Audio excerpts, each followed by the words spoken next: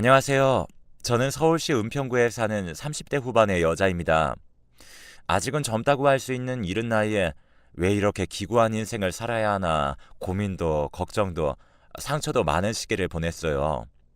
물론 저마다 사는데 하나쯤은 사연이 있을 수 있지만 제 사연은 남들이 쉽게 겪지 못하는 일이라고 자부할 수 있을 것 같네요.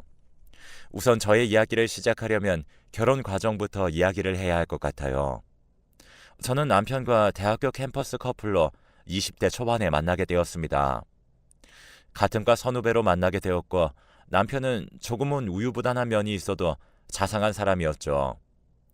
캠퍼스에서 장수 커플로 제일 오래 만났기 때문에 동기들 사이에서도 꽤 유명한 편이었고요. 저희는 제가 2학년, 남편이 3학년 복학생으로 들어오면서부터 연애를 시작해 거의 5년을 넘게 연애를 했습니다. 장수 커플답게 싸울 땐 한창 싸우고 좋을 땐 엄청 좋았어요.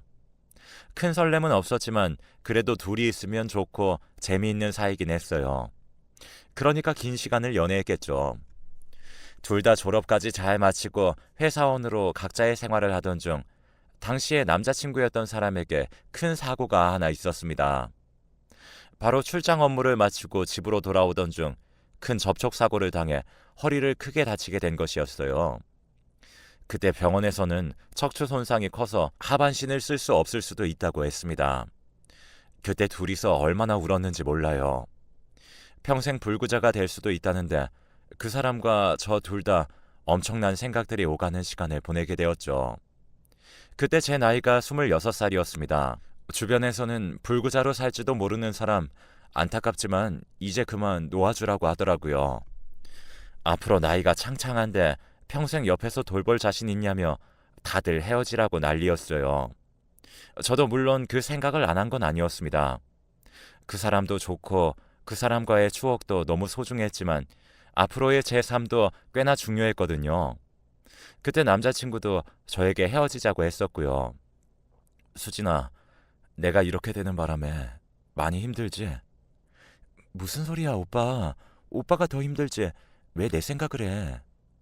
아니야. 나도 사실 진짜 힘든데 내가 힘들다고 널 이렇게 붙잡고 있을 순 없잖아. 우리 여기서 그만하자. 오빠, 왜 벌써부터 헤어질 생각부터 해? 아직 오빠 다리 못 쓴다는 거 확정된 것도 아니고 아직 경과를 보자고 하고 있는 거잖아. 희망이 있는데 왜 벌써부터 헤어지자는 소리를 하는 건데? 너한테 희망 고문할 순 없잖아. 됐어. 그런 말 할 거면 그만해. 나도 복잡해. 나도 많이 생각하고 있다고. 그래도 헤어지자는 생각은 아직 해본 적 없어. 그러니까 일단은 우리 오빠 치료에 집중하자. 나도 옆에서 열심히 도울게. 수진아, 정말 고마워. 내가 정말 잘할게. 나 열심히 치료받아서 꼭 나을게. 당연하지. 우리 힘내자, 오빠. 저의 내면에서는 계속해서 깊은 고민들이 있었지만 그래도 아픈 사람을 내치는 건 도저히 할 수가 없었어요. 결국 오빠의 헤어지자는 소리에 저는 다시 한번 마음을 다잡게 되었고 꼭 나을 거라는 희망을 가진 채로 옆에서 최선을 다해 간호를 했습니다. 그때는 오빠의 부모님도 저에게 정말 잘해주셨어요. 아무렴 자기 자식이 불구자로 살 수도 있는 상황인데 젊은 여자가 포기하지 않고 옆에서 떡하니 버텨주고 있으니 얼마나 고마우셨겠어요. 우리 수진이 정말 고맙다. 정말 고마워. 네 덕에 우리 명호가 맘 잡고 치료받을 수 있었어. 너는 모르겠지만 너 없을 때 우리 앞에서 죽어버리겠다고 얼마나 난리를 피워댔는지 몰라. 네 앞에서는 차마 못했겠지만 왜 아니겠어요. 그 심정 충분히 이해해요.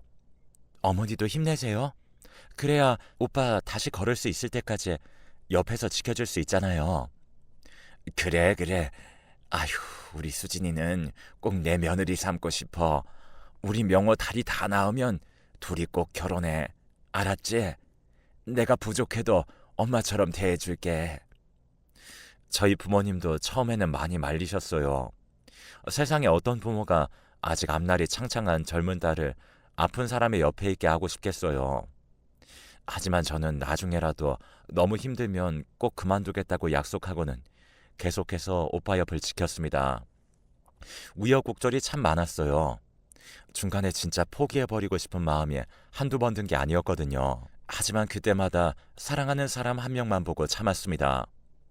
그리고 그 노력의 결실을 맺어 기적처럼 오빠는 2년 만에 재활치료까지 잘 마치고 걸을 수 있게 되었어요. 그 뒤로도 정상적인 생활을 하는 데까지는 시간이 조금 더 걸렸지만 평소에 일상생활을 하는 데는 전혀 지장이 없을 만큼 건강해졌습니다. 그 후로 오빠는 재취업을 포기하고 작은 회사를 하나 차렸어요. 다행히도 출장에서 돌아오는 길에 사고가 난 거였기 때문에 산재 처리가 되어 돈을 받은 게 꽤 많이 있었거든요. 그걸로 사업 자금을 보태서 작은 스타트업 회사를 차렸고 몇 년 만에 꽤나 잘 성장을 해나가고 있었죠. 어느 정도 안정권에 접어들고 나서 저는 남자친구에게 프로포즈를 받았습니다. 수진아, 내 인생에 이제 너 같은 여자는 없을 것 같다. 나랑 결혼해 줄래?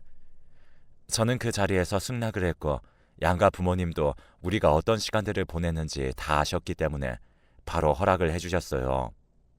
그 뒤로는 나름 순탄한 과정 아래 시까지 마칠 수 있었어요. 5년의 연애를 하면서 2년의 간호, 또 그 다음 2년이 넘는 시간 동안 남자친구가 사업을 하면서 안정권으로 들어오기까지 기간을 합치면 거의 10년이 가까이 되었어요.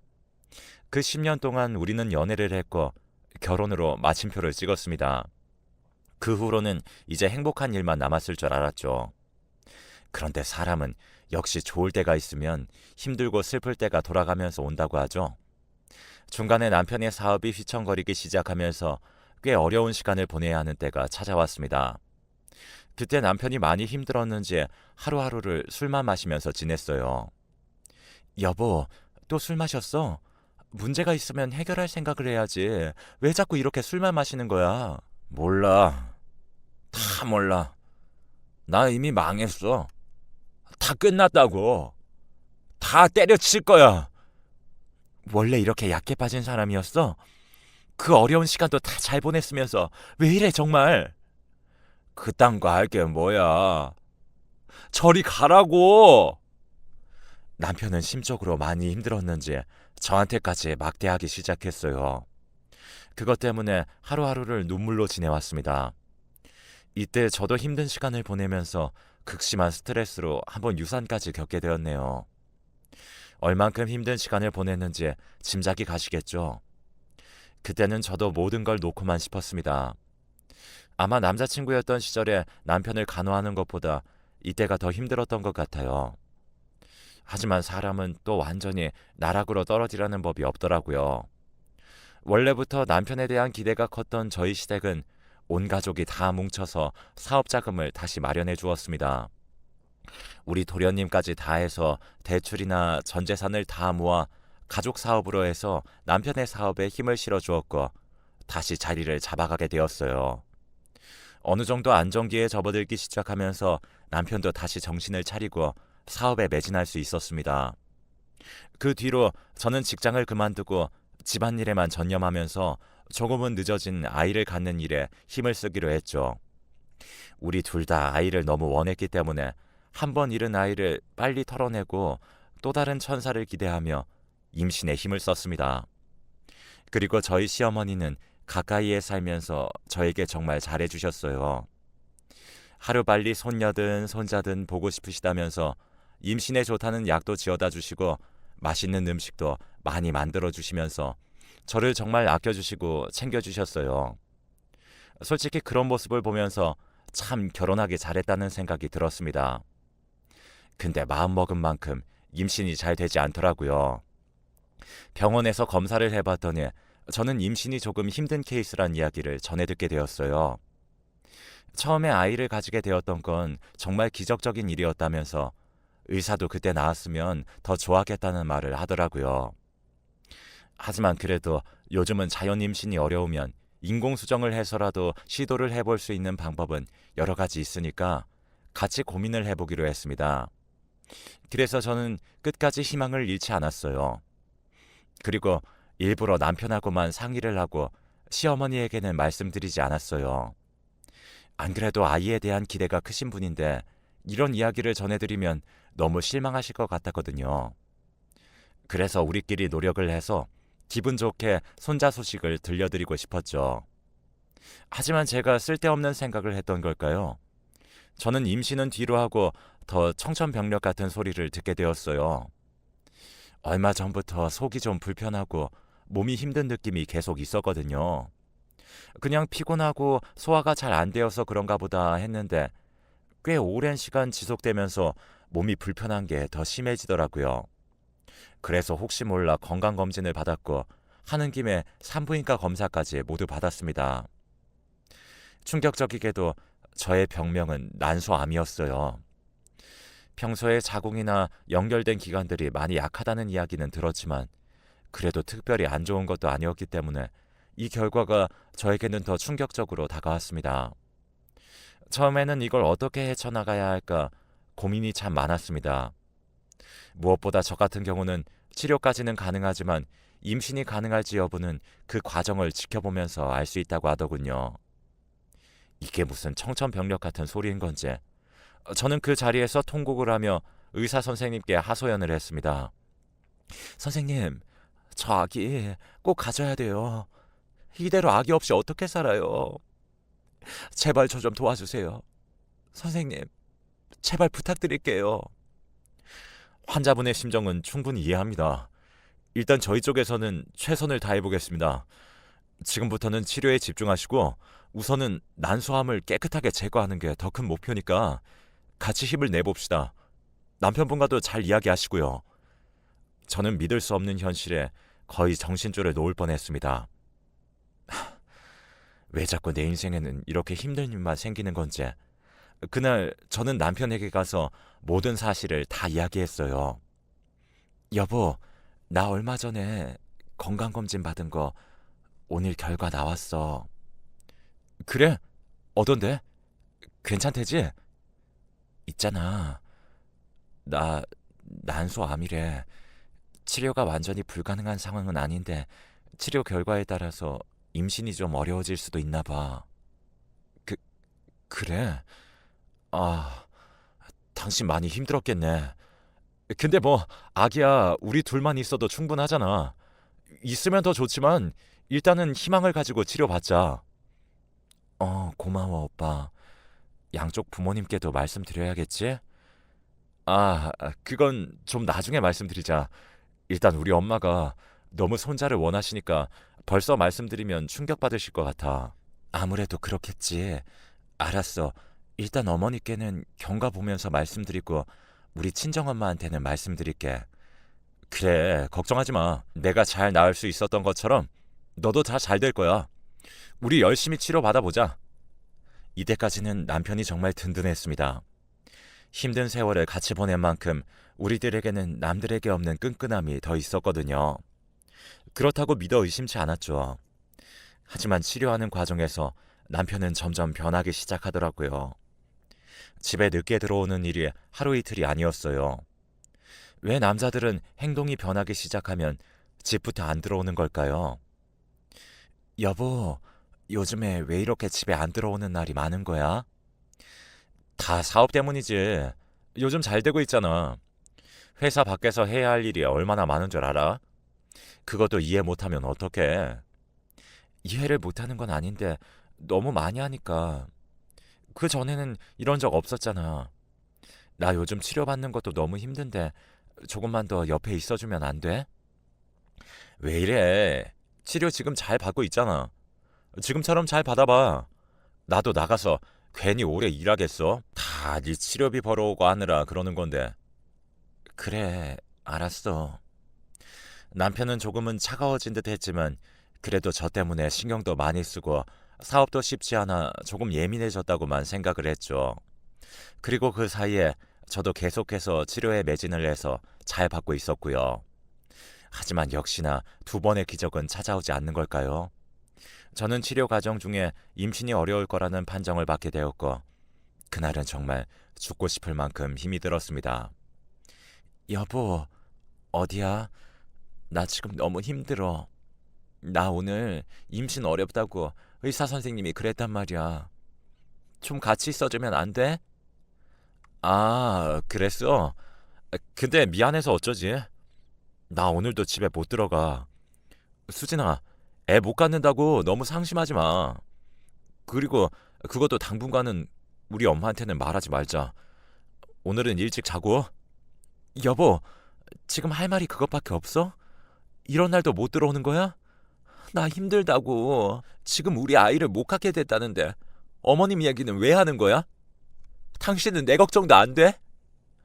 아, 왜 이래 정말. 지금까지 계속 걱정해 줬잖아. 애 못 갖는 거 아무것도 아니야. 없어도 된다고 내가 몇 번을 얘기했잖아. 그리고 우리 엄마 들으면 충격받아서 안 돼. 너도 알면서 그래. 어쨌든 나 오늘 못 들어가. 다른 생각하지 말고 푹 자. 또다시 매정하게 이야기를 하는 남편을 보고 저는 서러움에 더 참을 수 없는 눈물을 흘렸습니다. 정말 너무너무 힘들었어요. 아프게 된 이후 너무나 차갑게 돌변한 남편도 밉고 다 미웠습니다. 모든 게 다 서러운 상황에서 제가 할 수 있는 건 없었어요. 혼자 마음을 추스리고 몸을 추스렸습니다. 그래도 불행 중 다행일까요? 저는 몸이 잘 회복이 되어서 난소암은 모두 제거할 수 있었습니다. 몸이 어느 정도 회복이 된 후 저는 남편에게 다시 이야기를 해서 어머니에게 모든 걸 밝히기로 했어요. 여보, 이제는 진짜 어머니한테 말씀드려야 돼. 나 치료 끝났는데도 아기 문제 안 물어보시는 거 보면 어느 정도 눈치채신 거야. 나 이제 더는 못 미루겠어. 그래? 그럼 네가 알아서 말씀드려. 이번에도 또 나 혼자 알아서야? 왜 당신은 매번 같이 해줄 수 없는 건데? 나는 지금 바쁘잖아. 당신 진짜 왜 이렇게 애가 됐어? 나도 충분히 밖에서 힘들어. 힘들다고. 이제는 180도 변해버린 남편으로 인해서 저는 더 기댈 곳도 없었습니다. 그래도 시어머니만큼은 결혼 이후까지도 저를 많이 아껴주셨었기 때문에 저를 품어주실 거라 기대를 했어요. 물론 치료를 받기 시작하면서 살짝 소원해진 건 사실이었지만 그때까지만 해도 저는 제 문제에 빠져서 어머니의 상태를 생각해 볼 겨를도 없었어요. 며칠 뒤에 어머니를 찾아가 모든 사실을 다 털어놓았습니다.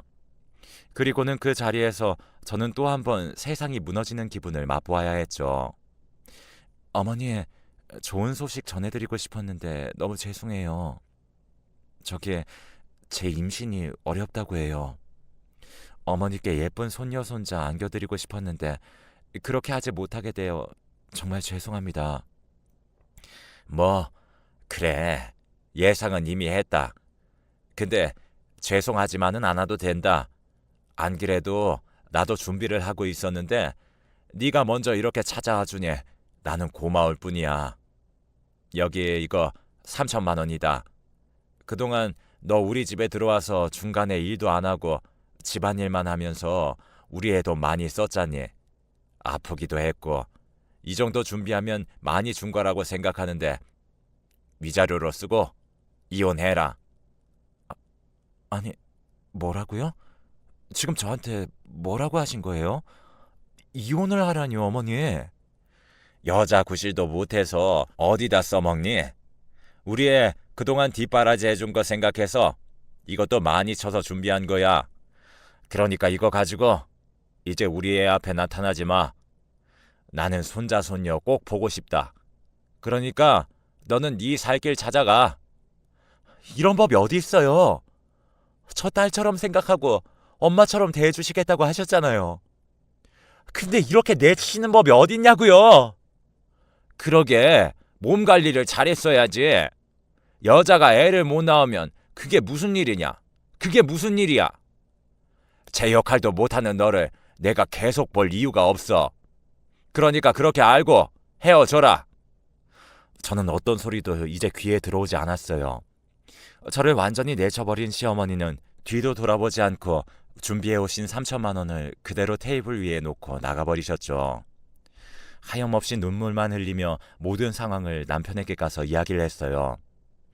근데 이게 웬걸요? 남편도 똑같은 족속이었습니다. 미안. 나도 사실 너 진짜 같이 데리고 살아보고 싶었는데 나 솔직히 무서워. 너한테 암 옮을까봐. 네 옆에 가까이 가는 것도 무섭더라. 미안한데 우리 여기까지 하자. 어차피 너도 완치됐고 나도 이제는 너랑 더 못 살겠어. 미안해. 이 말도 안 되는 일이 하루 사이에 다 벌어진 걸 보면서 저는 곧바로 한강으로 달려갈 뻔한 걸 꾹 참았습니다. 그리고 더럽고 자존심 상해서 저도 더 이상 이들과 같이 살고 싶지도 않았고요. 그래서 저는 곧바로 합의해서 이혼을 해버렸어요. 위자료로 준비했다던 3천만 원도 한 푼도 남기지 않고 다 받았습니다. 그깟 몇 푼 안 되는 돈이라고 하더라도 저는 그거라도 보상이랍시고 받아야겠다고 생각했죠. 그 뒤로 정말 많은 시간을 방황했어요.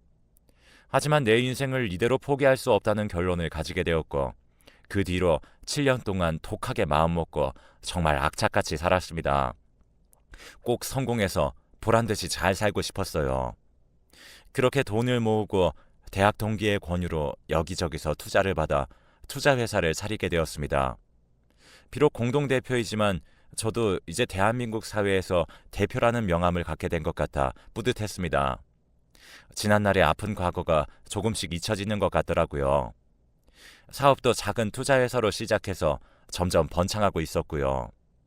몇 년 뒤에 정말 기적처럼 저에게 제대로 복수할 수 있는 순간이 찾아왔습니다.